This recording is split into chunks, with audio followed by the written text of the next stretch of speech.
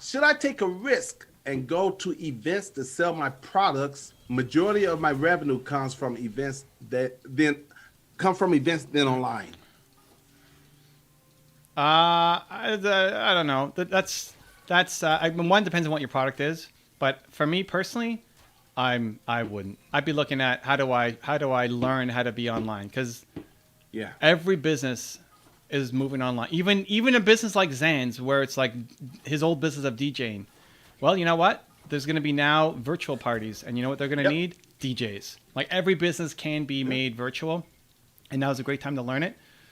Even if you went to the events and putting yourself at risk, the attendance at that event is going to be super low compared to normal. So it's a great time to learn how to pivot your business and develop the skill set so that it can be maybe your whole business. But as we get through Corona and you level up, it could be a significant chunk of your business. There's a lot of businesses that, I went to Tony Robbins and spent the past week there at his Date with Destiny event, which he said his whole life, I'm never doing, not the whole life, I guess. As long as online's been around, he said he would never do it because you don't have the experience. It's not the same. I'm never going to do online. And now he's been forced to do it online. And he's building a studio where once COVID is done, he can have people in the audience and a live experience behind him.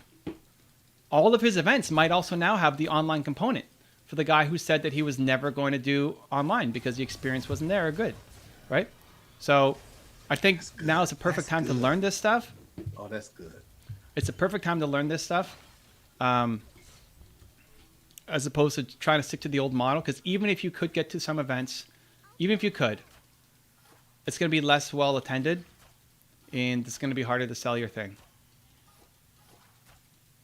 That's what I got. And let me add, keeping everything in context, and